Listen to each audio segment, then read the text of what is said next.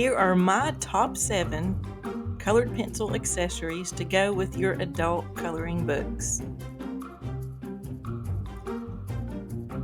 The first accessory that of course you will need when using colored pencils is using a good quality colored pencil, because it does make a difference on the pages that you color. Not only does the page quality matter, but the items that you're using to color with.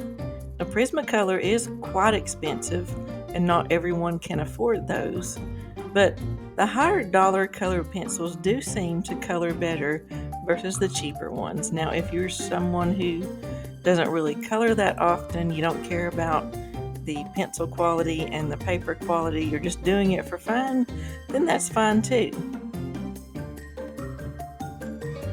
But if you're just starting out and you're not sure that you're going to even stick with coloring, don't go buy one of these expensive sets. But if you've colored for a while, you know that you like coloring and you'll stick with it, then maybe investing in a good set of quality colored pencils is something for you, because your coloring pages will thank you for it. The second item that is one of my favorites is a sketchbook. You can get a sketchbook anywhere. It's just a book with blank pages.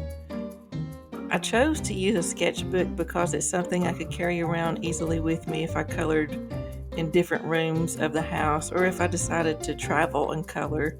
And this is just a book that I can test out my pencil colors and my marker colors before I color on the actual page itself and possibly mess it up. This little strawberry sketchbook I got at the Five Below store. They had several different ones, but it's not something you have to have. But now that I've colored a lot, I know that I need to keep a book with me, and it's handy just to pick up and take anywhere. And I know if I have this little book with me, I can do just a quick little scribble in it, and I don't ruin any of my pages, because I can't tell you how many times I think I remember what the marker color looks like, even though I'm looking at the end of the marker, but then I color the page and sometimes it's way darker than what I wanted, and sometimes it's so dark that it doesn't match the color scheme on my page, and it's been quite disappointing. So this little book has saved me in that area. If you're using colored pencils, then you will need a way to sharpen them.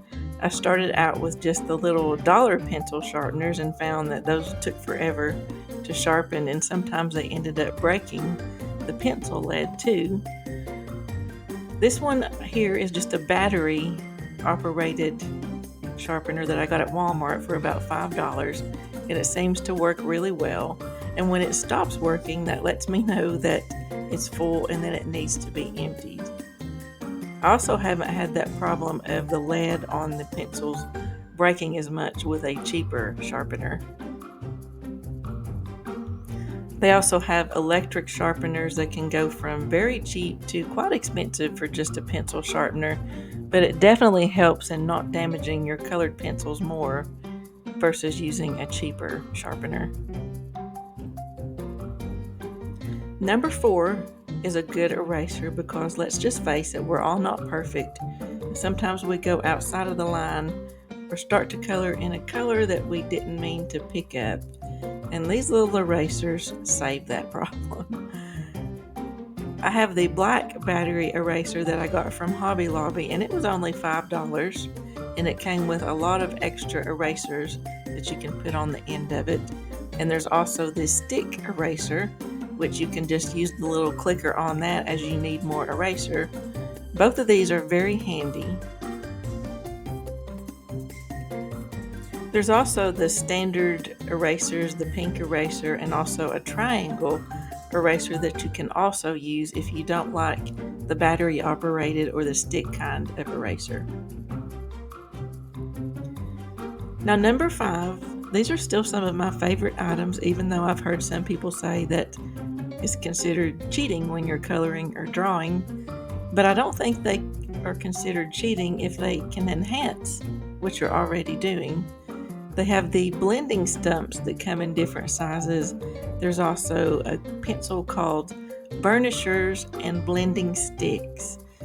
Now, I personally use all of these, but it's really up to you if you think that it's cheating when using them for coloring, but I really do think they can enhance your pages and give them a smoothed out colored effect.